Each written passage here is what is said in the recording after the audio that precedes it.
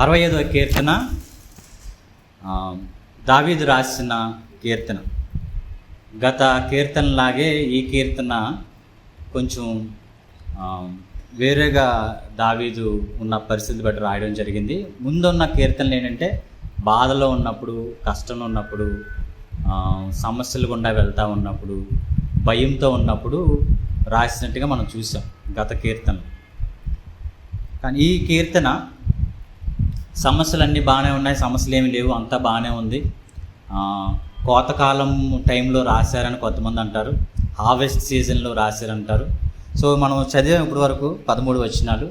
మనం చదివినప్పుడు మనం చూస్తాం దేవుడు ఏ విధంగా ప్రజలని అలాగే దావీదుని, రాజ్యాన్ని ఏ విధంగా దీవించాడో దావీదు జ్ఞాపకం చేసుకుంటూ ఉన్నాడు. So this psalm will be like a thanksgiving psalm. మనం కూడా నవంబర్ నెల చివరి సంవత్సరంలోకి వచ్చాం కాబట్టి థ్యాంక్స్ గివింగ్ మనము గృహాలకి వెళ్ళడము, హౌస్ విజిటింగ్, కాటేజ్ ప్రేయర్స్ కూడా మనము పెట్టుకున్నాం. సో ఈ కీర్తన కూడా దానికి సంబంధించింది. సో దావీదు థ్యాంక్స్ గివింగ్ చెప్తూ ఈ కీర్తన రాశాడనమాట. ఏ బాధలు లేవు, సమస్యలు లేవు, బాధలు ఉన్నా కూడా వాటి గురించి ఎక్కడా ప్రస్తావించలేదు దావీదు. కానీ ఏం చేశాడంటే, దేవా 3 విషయాలు లేక 3 సత్యాలు మన కీర్తనలో నుంచి మనం నేర్చుకోవచ్చు. మొదటిది, గాడ్ హూ లిసన్స్ ప్రేయర్. దేవుడు వింటాడు, దేవుడు మనం చేసిన ప్రార్థన వింటాడు అని మొదటి 2 వచనాల ద్వారా మనం తెలుసుకోవచ్చు. తర్వాత 3 నుంచి 4వ వచనం వరకు మనం చూసినట్లయితే దేవుడు మన పాపాలని క్షమిస్తాడు. God who forgives. ఫస్ట్ది God who listens our prayer, God who forgives our sins. మూడోది మనం చూసినట్లయితే 5 నుంచి చివరి వరకు God who provides us blessings, ఆశీర్వాదాలు. దేవుడు మనల్ని ఆశీర్వదిస్తాడు, దేవుడు మన పాపాలని క్షమిస్తాడు, దేవుడు మన ప్రార్థనని వింటాడు. ఈ 3, దేవుడు ప్రార్థన వింటాడు, దేవుడు మన పాపాలను క్షమిస్తాడు, దేవుడు మనల్ని ఆశీర్వదిస్తాడు. ఈ 3 సత్యాలు ఈ కీర్తన ద్వారా మనము తెలుసుకోవచ్చు. దావీదు ఈ 3 సత్యాలని చాలా క్లియర్గా, క్లుప్తంగా చెప్పడం జరిగింది. నో మ్యాటర్ వాట్ అంటే మనము ఏదైనప్పటికీ, మనం ఏ పరిస్థితిలో ఉన్నా there is a reason to give thanks to God. మనము కష్టంలో ఉన్నా, ఇబ్బందులో ఉన్నా, బాధలో ఉన్నా, మనము చేసే ప్రార్థనలకి అనుకున్న టైంలో జవాబు రాకపోయినా, మనం అనుకుంటున్నట్టుగా పరిస్థితులు ఏమీ మారకపోయినా, there is a reason we need to give thanks to God. No matter what, మనం ఏ సిచ్యువేషన్లో ఇప్పుడు మనం ఉన్నా, మనకు అనారోగ్యం ఉన్నా, బాధ ఉన్నా, కష్టం ఉన్నా, దేవునికి స్తుతులు మనము చెల్లించాలి. ఎందుకనేది మనం ఈ కీర్తనలో చూస్తాం. మొదటి వచనం మనం చదివినట్లయితే, దేవా సియోనులో మౌనంగా నుండి నీకు స్తుతి చెల్లించుటే నీ మ్రొక్కుబడి చెల్లింపవలసి ఉన్నది. ప్రార్థన ఆలకించువాడా సర్వశరీరుని నీ యొద్దకు వచ్చెదరు. ఇక్కడ ప్రార్థన గురించి మనం చూస్తాం. God who listens the prayer. మన దేవుడు సజీవుడు, ఈజ్ అ లివింగ్ గాడ్. మన దేవుడు ఒకవేళ మానవ రూపంలో జన్మించిన తర్వాత జీవించి చనిపోయి తిరిగి లేవకపోతే మన క్రైస్తవ్యానికి అర్థము లేదు.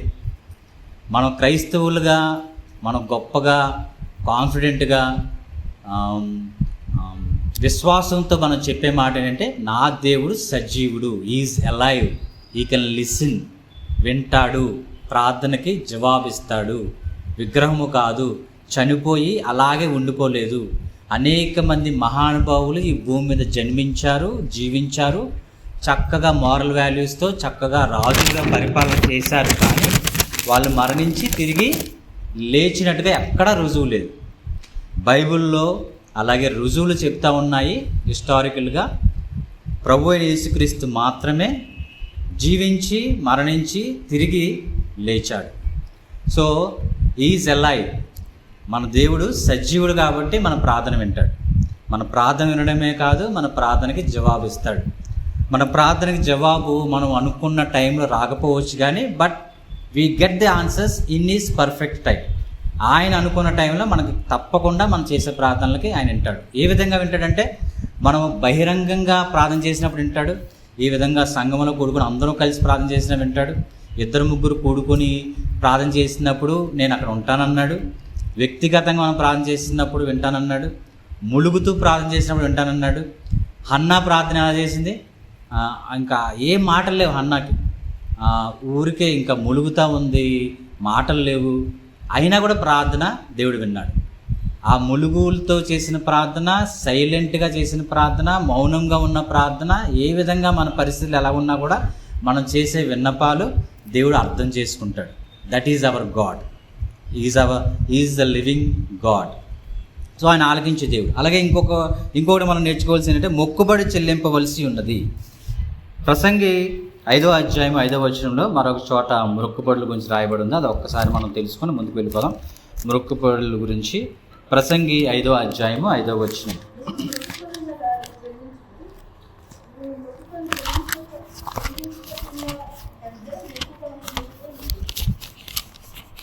మళ్ళీ ఒకసారి చదవండి. నువ్వు మొక్కుకొని దానిని చెల్లించుము, నీవు మొక్కుకొని చెల్లింప ఉండుట కంటే మొక్కుకొని ఉండటే మేలు. తెలుసు కదా మనకి వచ్చినము దేవుని గంట. అలాగే జేమ్స్ పత్రికలో కూడా ఉంటుంది, యాకోబు రాసిన పత్రికలో చివరి అధ్యాయంలో మనం అవునంటే అవును, కాదంటే కాదు అని చెప్పమన్నాడు దేవుడు. ప్రభువైన యేసుక్రీస్తు కూడా మత్తయి సువార్తలో అంటాడు, మనం ఆకాశం తోడని కానీ భూమి తోడని కానీ చెప్పకూడదు. మన మాటలు అవునంటే అవును, కాదంటే అవును, కాదండి. నేను ఇప్పుడు వచ్చేస్తాను అంటే వచ్చేస్తాను, లేదు ఇప్పుడు నేను రావట్లేదు అంటే రావట్లేదు అని ఖచ్చితంగా అబద్ధం ఆడకుండా చెప్పాలని దాని అర్థం. సో ఈ మొక్కుబడుల గురించి మనం తెలుసుకోవాల్సింది ఏంటంటే, దేవుడు తెలియజేస్తూ ఉన్నాడు వాక్యం ద్వారా. మనం ఏదైనా మొక్కుబడి చేసుకున్నప్పుడు అది చెల్లించాల్సి ఉంటుంది, లేకపోతే అది మన పాపంగా ఎంచబడుతుంది. ద్విపదేశకాండం 23వ అధ్యాయంలో ఉంటుంది, తర్వాత చదువుకోవచ్చు. మనం ఏదైనా మొక్కుబడి చేసుకుంటే, మొక్కుబడి అనగా మనం ఒకసారి గర్భఫలం లేకపోతే, దేవా నాకు గర్భఫలం ఇవ్వు దేవా, నా కుమారుని కానీ నా కుమార్తెను కానీ నీ సేవకు అప్పు చెప్తామంటారు కదా. గర్భఫలం ఇచ్చిన తర్వాత పిల్లలు బాగా ప్రయోజకులు అవుతూ ఉంటే తల్లిదండ్రులు సాధారణంగా ఏమవుతుంది, మర్చిపోతారు. సేవ లేదు, ఆదివారం సంఘానికి వచ్చే పరిస్థితులు కూడా ఉండవు. అదేంటంటే ఇక్కడ దేవుడు చెప్పే వాక్యం ఏంటంటే, మనం మొక్కుబడి చేయకుండా ఉండటమే మేలు, చెప్పకుండా ఉండడం చాలా మంచిది. నేను మొక్కుకొని ఆ మొక్కుబడి చెల్లించకపోతే అది మనకు పాపముగా ఎంచబడుతుంది అని చెప్పి బైబిల్ చెప్తుంది. అందుకే మనకు అనారోగ్యాలు వచ్చినప్పుడు హాస్పిటల్స్లో డబ్బులన్నీ కూడా ఖర్చు అవుతూ ఉంటాయి, మన ఎనర్జీ వేస్ట్ అవుతూ ఉంటుంది, లాస్ అవుతూ ఉంటాం. ఎందుకంటే వాక్యం సెలవిస్తూ ఉంది, మనం ఏదైనా మొక్కుబడి చెల్లిస్తేనంట, చెల్లించకపోతే దేవుడు ఏదో విధంగా దాన్ని రాబట్టుకుంటాడంట. సో బైబిలే మళ్ళీ సెలవిస్తూ ఉంది, నువ్వు మొక్కుకోకుండా సైలెంట్గా ఉంటే మంచిది. నువ్వు చేయాలనుకున్నప్పుడు చెయ్యి. ఒకవేళ పిల్లల్ని దేవుడికి సమర్పించుకుంటే, ఒకవేళ పిల్లల్ని సేవకు సమర్పించుకోవాలి. కానీ ఒకవేళ మొక్కుబడి చేసుకున్నప్పుడు అవునంటే చేయాల్సిందే. మళ్ళీ మనం నాకు మంచి జాబ్ వచ్చినట్లయితే నా మొదటి శాలరీ నేను సంఘానికి ఇస్తాను, లేదా సేవకులకు ఇస్తానని చెప్పి మర్చిపోవడం జరుగుతుంది. మళ్ళీ లేకపోతే ఏదైనా సంఘం కట్టబడితే నేను ఆ సంఘానికి కొంచెం నేను కాంట్రిబ్యూట్ చేస్తాను, ఆ టైంలో ఎమోషనల్గా కొంచెం ఫీల్ అయ్యి డిసిషన్స్ తీసుకుంటూ ఉంటాం. కానీ కొంతకాలం అయిన తర్వాత మర్చిపోతూ ఉంటాం. అవన్నీ ఏం చేస్తారంటే, దేవుడు వినే దేవుడు. మన దేవుడు అంటే సజీవుడు. మనం ఏ మాట చెప్పినా ఆయన లెక్కలోకి తీసుకుంటాడు. అది ఒకవేళ మనము పాటించకపోయినట్లయితే దాన్ని ఏదో విధంగా తీసుకోవడం జరుగుతుంది. అంచేత మనం క్రైస్తవులుగా మర్చిపోకూడదు ఏంటంటే, గుర్తించుకోవాల్సింది మొక్కుబడి చెల్లించకుండా ఉండటమే మంచిది. ఒకవేళ చెల్లించుతాము అనుకుంటే, నిర్ణయం తీసుకున్నట్లయితే చెల్లించటము చాలా మంచిది. ఎందుకంటే అది మనం దేవుడు ఏదో విధంగా అది తీసుకోవడం జరుగుతుంది కాబట్టి. సో 3వ వచనం నుంచి మనం తీసుకున్నట్లయితే, నా మీద మోపబడిన దోషములు భరించజాలనివి, మా అతిక్రమములు నిమిత్తము నీవే ప్రాయశ్చిత్తము చేయుదువు. ఇది కూడా ఒక కొద్ది నిమిషాలు దీని గురించి పంచుకుంటాను. ప్రాయశ్చిత్తము చేయబడిందంటే మన దోషములు భరింపజాలనివి. నా పాపములు లేక మన పాపములు ఎవరు క్షమించగలుగుతారు ఈ భూమి మీద? కేవలము ప్రభువైన యేసుక్రీస్తు రక్తం ద్వారా మాత్రమే నా పాపములు క్షమించబడతాయి. అది దావీదు కీర్తన ద్వారా రాయడం జరిగింది. అలాగే కొత్త నిబంధనలో యేసుక్రీస్తు చనిపోయిన తర్వాత ఆయన మరణాన్ని గెలిచి తిరిగి లేచాడు కాబట్టి ఆయన రక్తం ద్వారా కడగబడిన ఏ వ్యక్తి అయినా కూడా రక్షించబడతాడు. ఆయన రక్తం ద్వారా రక్షించబడకుండా, కడగబడకుండా, రక్షించబడకుండా కాకుండా, అంటే క్రీస్తు దగ్గరికి చేరకుండా, క్రీస్తుని మనము ఆయన్ని అంగీకరించకుండా మనం ఏం చేసినా కూడా పరలోక వారసులము కానేరము. ఎందుకంటే బైబిల్ క్లియర్గా సెలవిస్తుంది, Jesus is the only way to haven. అవునా? వాక్యం మనకు తెలుసు కదా. క్రీస్తు మాత్రమే, క్రీస్తు ద్వారానే తప్ప మరి ఏ ద్వారా కూడా, ఏ ద్వారము కూడా లేదంట పరలోకానికి. I am the way, I am the truth, I am the life. నేనే జీవము, నేనే సత్యము, నేనే మార్గము. ఈ క్రీస్తు ద్వారా మనము ఆ మార్గం పొందుకున్న తర్వాత అప్పుడు మనం ఏదైనా మంచి పనులు చేసినప్పుడు అది దేవుడు లెక్కిస్తాడు. ఈ లోకం సెలవిస్తుంది, నువ్వు మంచి పని చేస్తే నువ్వు మంచి విత్తితే, మంచి పని చేస్తే నీకు తిరిగి మంచి వస్తుందని. అది కరెక్టే. కానీ అది ఎంతవరకు? లోకంలో ఉన్నంత వరకే. నువ్వు ఏం విత్తుతావో తిరిగి కోస్తావు. What you sow you will reap. ఇది మనం ఏం విత్తుతావో అది మనం కోస్తాం. అది లోకము వరకే. నువ్వు మంచి చేస్తే తిరిగి నీకు మంచి వస్తుంది అంటది కదా. మనం కూడా అంతే కదా. మనం ఏదైనా ఎవరికైనా మంచి చేస్తే మనకు తిరిగి మంచి వస్తుంది, మనం చెడు చేస్తే మనకు చెడు వస్తుంది. కరెక్టే. కానీ పరలోకం మాత్రం తీసుకుని వెళ్ళదు. అది మాత్రం చాలా ఖచ్చితంగా ఈ ఫండమెంటల్ మనం గుర్తుపెట్టుకోవాలి. క్రీస్తు ద్వారా మాత్రమే పరలోకము. క్రీస్తుని అంగీకరించిన తర్వాతే, క్రీస్తు రక్తంలో కడగబడిన తర్వాతే, కడగబడిన వారికి మాత్రమే నిత్య జీవము, అలాగే క్రీస్తు రాజ్యంలో చోటు. క్రీస్తుని పక్కన పెట్టేసి, క్రీస్తుని అంగీకరించకుండా, క్రీస్తు దగ్గరికి చేరకుండా, క్రైస్తవులుగా మారకుండా ఎన్ని దాన ధర్మాలు చేసినా, ఎన్ని మంచి పనులు చేసినా అవి మనకు తిరిగి మంచి చేస్తాయి. కానీ నిత్యత్వంలోకి లేక క్రీస్తు రాజ్యంలోకి పరలోక వారసులుగా మనకి చెయ్యవు. That's what Bible says clearly. ఏదైనా కూడా ఈ సత్యం మనం మర్చిపోకూడదు. మంచి చేస్తే మంచి వస్తుంది కానీ పరలోకం మాత్రం చేర్చదు. Jesus is the only way to heaven. ఇదే దావీదు చెప్తా ఉన్నాడు, ప్రాయశ్చితం చేదు. God who forgives. మొదటిదే God who listens our prayer. దేవుడు మాత్రమే సజీవుడు కాబట్టి ఆయన వింటాడు, మన ప్రార్థన ఆలకిస్తాడు. దేవుడు యేసుక్రీస్తు మాత్రమే మన పాపాలని క్షమిస్తాడు. దేవుడు యేసుక్రీస్తు మాత్రమే మన పరలోకానికి తీసుకుని వెళ్ళే మార్గము. ఇంక వేరే ఏ మార్గాలైనా ఈ లోక మార్గాలు, that's not what Bible says. తర్వాత 5వ వచనం నుంచి మనము 11వ వచనంకి వెళ్ళిపోయినట్లయితే ఇక్కడ మనము దావీదు చాలా ప్రకృతిని చూసినప్పుడు, ఆకాశంను కానీ నక్షత్రగాలను చూసినప్పుడు చాలా చక్కగా వివరించాడు ఈ కీర్తనలో. అలాగే కొన్ని కీర్తనలో మనం చూసినప్పుడు ఆకాశం నుండి గొప్పతనాన్ని వివరిస్తున్నాయి దేవా అంటాడు. ఈ రోజుల్లో మనము హైదరాబాద్ లాంటి సిటీలో ఆకాశం వైపు చూసే టైము లేదు. ఒకవేళ చూసినా కూడా నక్షత్రాలు కనబడవు మనకి ఆయన గొప్పతనాన్ని. దేవుడు ఏ విధంగా ప్రొవైడ్ చేస్తూ ఉన్నాడో కూడా ఈ కీర్తన ద్వారా మనకు తెలియజేస్తున్నాడు. God who provides. దేవుడు మనల్ని ఏ విధంగా బ్లెస్ చేస్తూ ఉన్నాడు, దేవుడు మనల్ని ఏ విధంగా ఆస్వాదిస్తూ ఉన్నాడని మనం చూడవచ్చు. ఏ విధంగా అంటే నేచర్ ద్వారా. ఆయన సృష్టికర్త కాబట్టి ఈ సృష్టిని ఆయన కంట్రోల్ చేస్తూ ఉన్నాడు. సీజన్స్ బట్టి వర్షాలు రావడము, సీజన్స్ బట్టి వాతావరణం మారడము, ఇవన్నీ కూడా గాడ్ ఈజ్ కంట్రోలింగ్. ఇది మనం మర్చిపోకూడదు. దేవుడు వర్షాకాలంలో వర్షాలు రావడము, సమ్మర్ టైంలో ఎండలు రావడము, ఇవన్నీ కూడా దేవుడు చేసేవే. అలాగే ఈ వర్షం ద్వారా ఏమవుతుంది, భూమిని తడిపి దేవుడు మనకి పంటలను ఇస్తున్నాడు. ఆ పంటల ద్వారా మనం ధాన్యము, రైసు మనం తింటా ఉన్నాము. ప్రజలు దాన్ని రకరకాలుగా మిషన్స్ ద్వారా వాళ్ళు దాన్ని తయారు చేసుకుని ఫుడ్స్, వీట్ కానీ రైస్ కానీ అన్నీ కూడా మనము సేవిస్తూ ఉన్నాం, తింటూ ఉన్నాం. ఎందుకంటే ఇవన్నీ కూడా దేవుడు మనకు అనుగ్రహించేదే, దేవుడు మనకి ఇచ్చేది. అలాగే ఫుడ్ కూడా క్రాప్స్ ద్వారా కానీ, ప్లాంట్స్ ద్వారా కానీ, ఇదంతా కూడా దేవుడి ద్వారా మనకి ఇచ్చేదని మనం చూస్తూ ఉన్నాం. అలాగే భూమిని దేవుడు దర్శిస్తూ ఉన్నాడు. నదిని నీళ్లతో నిండి ఉన్నది, భూమిని అట్లు సిద్ధపరిచినాడు. ధాన్యం గురించి చెప్పాడు. జల్లుల చేత భూమిని దేవుడు తడుపుతూ ఉన్నాడని చెప్పాడు. అలాగే 11వ వచనం మనం చూసినట్లయితే, సంవత్సరమును నీ దయా కిరీటము ధరింపజేసి ఉన్నావు, నీ జాడలు సారము వెదజల్చున్నవి. ప్రతి సంవత్సరం కూడా మనకి నూతన సంవత్సరం దయా కిరీటాన్ని దేవుడు ఇస్తూ ఉన్నాడు. మనం ఈ సంవత్సరం ఎండ్ అవుతూ ఉంది, అలాగే డిసెంబర్ వచ్చేస్తూ ఉంది. జనవరి నెల ఎంతమంది చూస్తారో మనకు తెలియదు. అది దేవుడే వాళ్ళని ఎంటర్ అవ్వడానికి పర్మిషన్ ఇస్తే మనం ఎంటర్ అవుతాం, లేకపోతే అక్కడితో మన ఆయుష్ అయిపోతుంది. ఆయుష్ కాలం ఇచ్చేది కూడా దేవుడే. మన ఆయుష్లందరూ కూడా యేసుక్రీస్తు చేతిలోనే ఉన్నవి. ఎప్పుడు వరకు మన ఆయుష్ ఉంటుందో అంతవరకు ఉంటాము, తర్వాత మనము భూమిని విడిచి వెళ్ళిపోతాం. సో దయా కిరీటాన్ని దేవుడు ఇచ్చేది. అలాగే కంపెనీస్లో కూడా మనం చూస్తూ ఉంటాం, సంవత్సరం చివరిలో వచ్చినప్పుడు ప్రాఫిట్స్ అండ్ లాస్ చూస్తూ ఉంటారు, చెక్ చేసుకుంటూ ఉంటారు. ఈ సంవత్సరం అంతా కూడా ఎలాగా రెవెన్యూ ఎలా వచ్చింది, ప్రాఫిట్స్ ఎలా వచ్చాయి, లాస్ ఎంతవరకు వచ్చింది, ఎంత లయబిలిటీస్ ఉన్నాయి, ఇవన్నీ కూడా ఫైనాన్షియల్గా చూస్తూ ఉంటారు.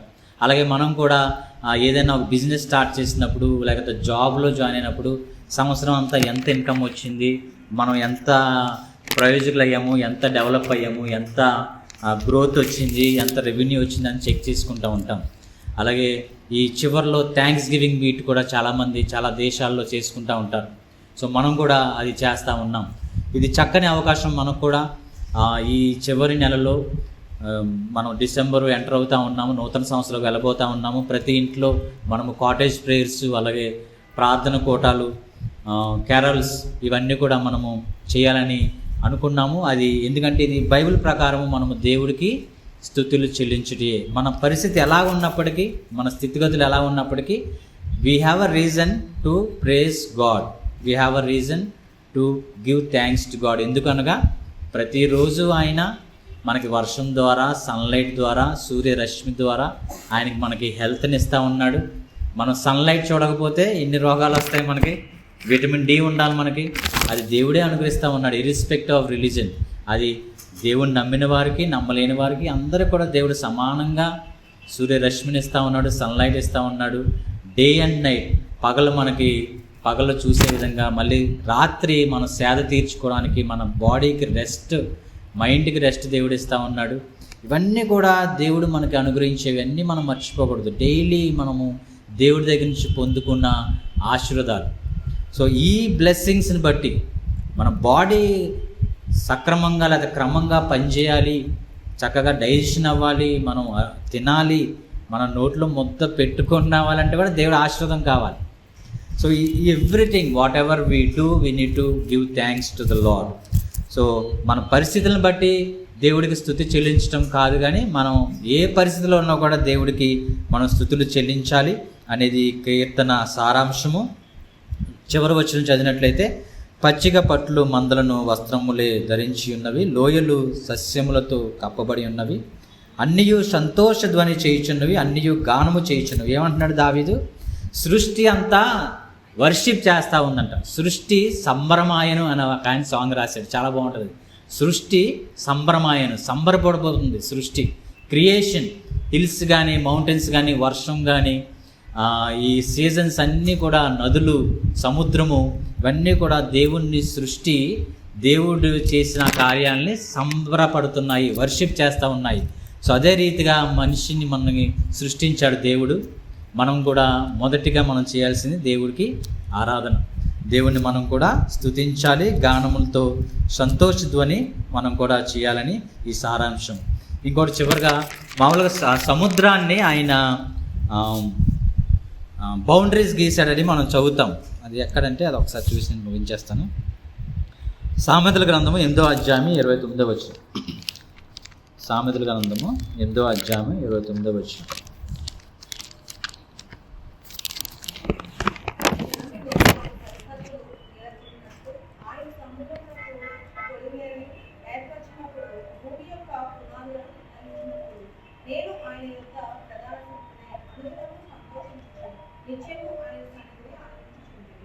జలములు తమ సరిహద్దులను మీరుకుండినట్లు ఆయన సముద్రములకు పొలిమేరను ఏర్పరిచినప్పుడు, భూమి యొక్క పునాదులు నిర్ణయించినప్పుడు.